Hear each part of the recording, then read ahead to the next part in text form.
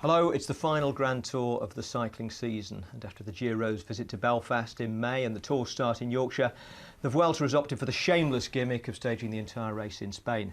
That piece of attention-seeking aside, though, it looks like it might end up being the best race of the three. It certainly got the strongest start list, thanks partly to those who started but didn't finish in France. Froome down again here. His third crash in 2 days. Wow, Chris Froome is going to abandon the Tour de France. What a sad sight.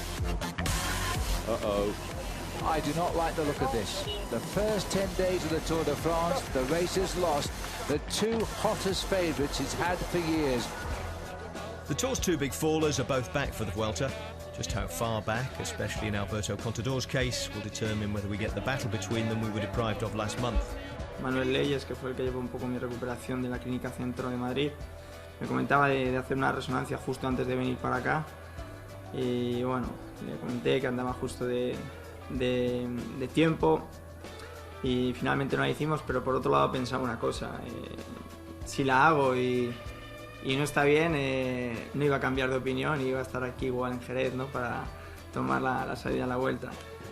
I think talking about winning it, it's a big ask. I mean, I'm here principally to get some good racing in the legs, finish the season on a high note, hopefully, and I mean, I'd love to fight for the win, but I know what it takes, and I know there are going to be a lot of guys going for that top position. Talking of which, the arrival of neither Froome nor Contador has been enough to dislodge this year's Giro winner Nairo Quintana as race favourite, even if respect for his elders means he can't formally dislodge Alejandro Valverde from the role of joint team leader. Soy un favorito, pienso que menos que ellos. Ellos están muy bien físicamente, están fuertes, han preparado bien, han hecho parte del Tour de Francia. Unusually, Joaquim Rodriguez rode the Tour this year purely as Vuelta preparation. He just didn't expect so many big names to follow him home. Ya te digo, es más fácil decir quién no va a estar que quién va a estar. Como ganas, posiblemente sea el año que con más ganas tengo de disputar una general. O sea, la Vuelta pues es una carrera que le tengo mucho cariño, pero sinceramente este año la siento muchísimo. Tengo muchas ganas de volver a estar ahí. Garmin field a pair of returning crash victims, Andrew Talansky from the Tour and Dan Martin, who slid out of Liège-Bastogne-Liège on the final bend, and the Giro on the first manhole cover. Since I crashed in the Giro, I've been focused on this race, and I've had a much longer build-up, and I was always due to do this race anyway. So it's and also the fact that I've barely raced this year. I mean, from the Giro, obviously it took me 8 weeks to get back on, 10 weeks to get back racing, and it's so yeah. I mean, I think hopefully I'm going to play off the freshness and be good in that final week. The list of strong riders goes on from there. Rigoberto Urán and Fabio Aru mean the full Giro d'Italia podium is here. Wilco Kelderman leads a three-headed Belkin challenge. Tony Martin and Fabian Cancellara will race each other in the time trial, while Peter Sagan will be looking for stage wins on the same kind of stages as former world champion Philippe Gilbert. And talking of champions, the British national champion Pete Kenyon is one of 5 home riders in the race. He and Luke Rowe ride in support of Chris Froome. David Miller rides his last big race before retirement. And Orica Greenedge do their bit to help everybody tell the Yates twins apart by giving Adam his Grand Tour debut the month after Simon's. Now, as far as our own lineup goes, all the sound bites there were supplied by Matt Rendell and cameraman Rob Llewellyn, who'll be on the ground in Spain for the full 3 weeks. Roger Hammond and I will be manning the studios here at ITV Vuelta Control. Now, one man we didn't mention in that opening package was the defending champion Chris Horner. And that's because he's not being allowed to defend. His team Lamprey have withdrawn him from the race of their own accord because his cortisol levels are low. The result, they say, of cortisone tablets that he was taking for bronchitis. Now, as far as the race organisers and indeed the world governing body of cycling, the UCI, were concerned, Horner was fine to start the race. He wasn't breaking any rules and he had all the correct permissions for taking the medicines that he did. But Lamprey are members of the MPCC, the Movement for Credible Cycling, which, as many of you will know, is a small group of teams committed to implementing their own standards regardless of what the rules say, and they don't let their riders race if their cortisol levels are low. All of which raises more questions than we have a hope of answering in detail at the top of the very first show, especially if we want to see any racing. But Roger, I suppose what it does really point out is the absolute lack of consensus in cycling, because if Chris Horner rode for Sky or Movistar or Tinkoff Saxo, none of whom are members of the MPCC, then he'd be clear to race and none of us would even know what his cortisol levels were. That's right, he'd be defending the Vuelta race that he won last year. You know, it's just the consistency that I think we lack in cycling at the moment, and it's been over the last few years what's happened in cycling. I think what the general public deserve and what we deserve as fans of the sport is just consistent treatment of the riders, and that is through health checks or doping controls, whatever it is. And I think this is the problem, whether we like the UCI or not. They are the ones that should be in charge of looking after that side of the sport. They are an independent body. They're not associated to any teams. They have no biased opinions. So I think whether we like them or not, we should just leave it to them. Once we start getting small groups making up their own rules, we're going to have just a myriad of problems that will never be resolved and all through the season. All right, well, nothing like opening the first Vuelta show with a discussion about cortisol. On to more important questions now, such as to lisp or not to lisp, because this year's Vuelta starts in Jerez de la Frontera, and by way of getting to stage one, let's take a look at the route map overall. There it is, a southerly start this year with the whole of the first week in Andalusia, so it's going to be hot from the off. A couple of transfers and a rest day take the riders north, and the Stage 10 time trial will decide the handicap order among the favourites heading into the toughest of the mountains, which are largely concentrated in the second half of the race. It's actually quite a balanced route by recent Vuelta standards of verticality, but certainly hard enough to justify the pilgrims' finish in Santiago de Compostela, which takes the honour usually reserved for Madrid. Here are the figures: 3,239.9 kilometres, although I suspect that might get rounded up. 5 stages are flat, or at least flat-ish, and there are 13 rolling or mountain stages, with 8 summit finishes and 40 mountains to get over in total. All of that tempered by 57 kilometres of time trialling. In fact, the race is bookended by time trials, as well as the long individual one in the middle. There's a 10-kilometre one to finish, and a team time trial to kick things off today. With beautiful weather shading into an evening start in Jerez de la Frontera and a route of only 12.6 kilometres, Stage 1 has the look of a ceremonial parade through the historic streets of Spain's sherry capital. More opening day spectacle than full-blooded race, but that impression evaporates at street level. It's short and it's technical. We've got lots of roundabouts and these big boulevards, but they're South Spanish roads, which are very slick, very smooth tarmac, and they're very shiny. So they're quite scary. Although they seem quite grippy, but they look like you're going to fall off in every corner. Trek Factory Racing didn't wait for a corner, or even the race. The favourites for the stage win crashed on a course recce this morning, with Bob Jungels looking to be the worst hurt, and Aymar Zubeldia the first down. Aymar, ¿estás bien? Sí. ¿Qué pasó? La cantarilla que está ahí. Sí. El bache. Justo la mitad. Sí. When it will rain, you will go. No, I mean you could not even ride. It's too crazy, too slippery, it's like ice. That's why we're lucky. There's no water. I mean, no rain, and that's the biggest thing. But still, even it's hot and warm, you feel it's the surface. It's very smooth. Yeah, really smooth. Yeah.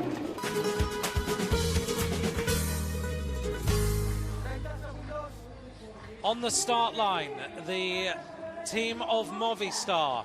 The hopes of Spain now resting with this team, and what a team it is. Led by Alejandro Valverde, wearing the number 1 as the leader of the team. but Niara Quintana, the winner of the Giro d'Italia, is in this squad. Well, for me, the Quintana's the top favourite for this. You would have to say Froome still a little bit unknown. We think he will be in good form and going for the, trying for the overall one. But for me, the #1 favourite is Quintana. Quintana, he's been training specifically for this race. Well, somebody's got a problem off the ramp straight away. I'm not sure who that is, but he's managed to get back on now, thankfully through a fairly steady start for the team. But somebody did have trouble there. It looked like Adriano Malori, who's a former under-23 World Time Trial champion, at the back of the squad, who had a problem. It's Malori. And Sky now look like they are in a little bit of disarray. One rider leaving a gap, and it is Nievi who's had to shut it and close up on the wheel of Vasil Kirienka. Well, Nievi's almost been on the back of the team right from the word go, and he's not really been contributing anything, but he's still there. And meanwhile, we've lost 1 or 2 of the other riders, so I think down to 6 riders, is it now? I'm just making sure that all the favourites in this team are here. On the back of the group is Philip Dijknen, a stage winner in the Vuelta a España, and he was also 9th overall in 2009. So when we look at Sky and their options in this race, they have so many different cards to play, maybe a little bit different to the Tour de France this year. Yeah, well, you have to think that the ultimate objective is the overall win with Chris Froome, but again, it's a little bit suck it and see, and just to see what sort of shape he's in. But they have got other riders in the team that could do some good performances throughout the Vuelta. We look here at Team Sky. Chris Froome in 2nd place. Pete Kenyuk is also in here safely. Vasil Kirienka looking good as they head now round that final turn. They're going to be outside the time of Cannondale, but they're now going to accelerate, and they are going to set things up to make sure that they are in with a good shout at the end of this Vuelta a España to put Froome, if not on the podium, into the final red jersey. Team Sky now heading to the finish. The time is going to be 14 minutes, 40.7, 8th fastest so far. Yeah, they'll be happy with that. I mean, they're 21 seconds on the fastest team, Cannondale, but literally around the same time as many of the other GC contenders. The face of Vasil Kirienka, bringing them across the line safely. Philip Dijknen just to his left-hand side. Froome pulling a few little faces there, but he looks good. And Pete Kenyuk on the back of the group. So they used up the likes of the Welshman Luke Rowe. There is Alberto Contador in his first race back since he broke his leg not long ago in the Tour de France. And Alberto Contador, as you can see, using all the little trick things he possibly can. Over 30 degrees, and Contador with an almost see-through mesh skin suit there on the top, and looking good. Just seeing the intermediate times there, and Ominga at 7 seconds, but we did see Orica, same time gap, come right back at Cannondale, and I think if anybody can come back at Cannondale, it would be Omega Pharma if he could leave Tony Martin on the front over those last few kilometres. Movistar, everyone's talked about them taking some risks out here on the course. They're a Spanish squad.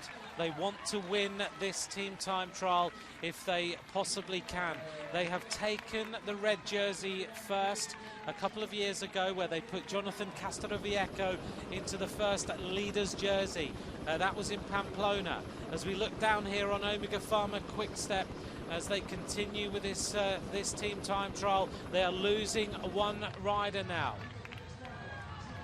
Back with the squad of Tinkoff Saxo, and I am amazed that Alberto Contador is even here, but he's not just here, he is contributing fully to the workload. We're seeing Omega coming towards the finish now. On the front then for Omega Pharma Quickstep, it is Tom Boonen as he continues with their effort. Tony Martin a little bit further back. It's going to be really touch and go now. Tony Martin sitting in the wheels. Boonen was sprinting there towards the finish line. Rigoberto Urán on the outside. It's going to be very touch and go. Tony Martin surprisingly suffering a little bit in this team time trial today. Outside the time of Cannondale. That's a surprise. 14 minutes, 24.1. 4th fastest for Omega Pharma Quickstep. Movistar, though, going through the intermediate time split here, Graham, and looking good. Well, that's the closest anybody's been, and out of all the teams we've seen who have just been within that 7 or 8 seconds, they have all taken time back off Cannondale over that second half. So Cannondale started very fast and have managed to hang on so far, but Movistar are the closest. Heading now towards a conclusion of this team time trial, and this is looking very, very fast. Tinkoff Saxo, the time to beat is 14:19.8, and it's going to be close, but is it going to be close enough? Yeah, I think they're a little bit further back than you thought. I think it's probably going to be in amongst those teams at around about 5 to 10 seconds. Gritted teeth for Tinkoff Saxo as they power their way towards the finish line. It's 3 weeks of racing, but they always have to look after their team leader, Alberto Contador. They're going to be outside the time of Cannondale. 14:19.8 was the time to beat. 14:32.3 for Tinkoff Saxo, and a respectable performance. Exactly. I mean, that's what it's all about today. It's getting through and just not losing any time to your main rivals, because we have seen that sometimes every second can count, even in these Grand Tours.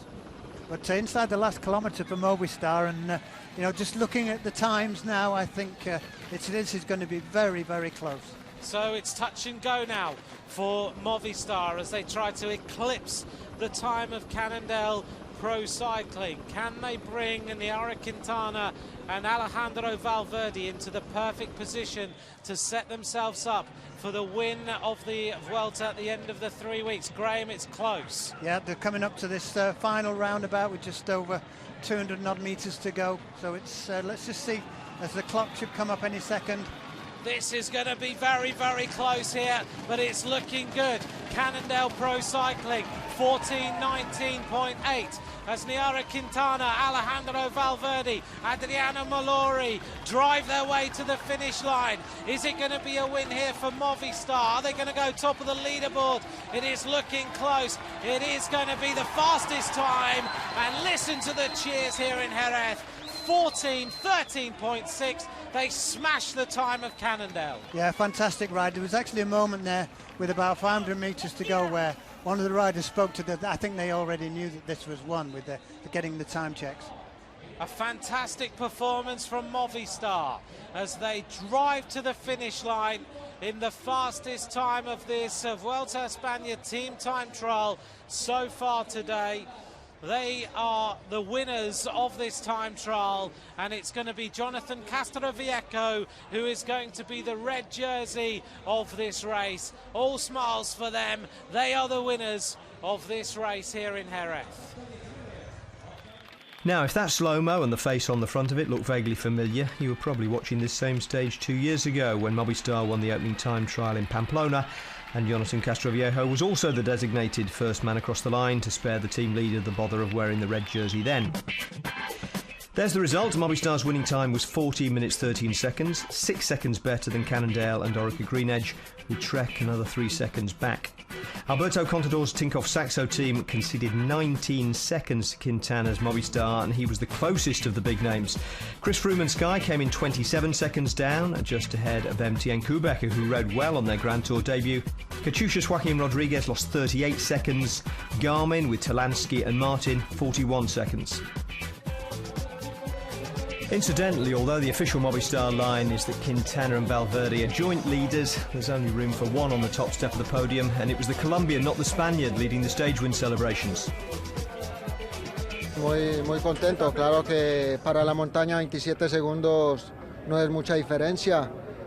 También tomar las responsabilidades de salida de la carrera hay que tener en cuenta y hay que mirar, porque no es fácil podernos mantener siempre adelante hasta el fin del camino de Santiago. For Sky, the responsibility of defending the race lead was never something that they looked like putting themselves in the position of having to worry about. We were all hoping for a little bit better there. But yeah, this is a really long race, and I think 30 seconds at the end of it. I mean, as we've seen in most Grand Tours, 30 seconds after 21 days isn't that much, but obviously it's not good starting on the back foot. Very impressive ride from Movistar today, and even Saxo Bank were up there. So, yeah, as I said before, I think Quintana is going to be the hot favourite for this race to watch. He is, but he's not the race leader. That's Castroviejo. Although having kept their whole team together all the way to the line, Movistar filled the top 9 places in the standings. Then come 5 Cannondale riders, with Peter Sagan handily placed to take over the race lead with a stage win. Orica's Adam Yates is 17th. He's the best placed British rider, which isn't a bad place to be on your debut. Alberto Contador is 45th. Chris Froome 72nd, just ahead of Peter Kenyuk. Not all riders could keep up with their teams though. Katusha's Joaquin Rodriguez and Garmin's Dan Martin did. His teammate David Miller and Sky's Luke Rowe didn't. They're 173rd and 181st. So, for the second time in 3 years, the first red jersey of the Vuelta goes to Jonathan Castroviejo, who knows he has no chance of wearing the last of the race and thus is free to enjoy the moment all the more. Lo primero era agradecer al equipo, bueno, pues esta oportunidad, ¿no? Así como en Pamplona, que la verdad que es muy importante, ¿no? Y bueno, pues como no a mi niño, ¿no? Que lo he tenido hace una semana y a mi mujer que está en casa, la pobre, y bueno, pues que se recupere pronto y nada, pues espero que me vean bien desde casa.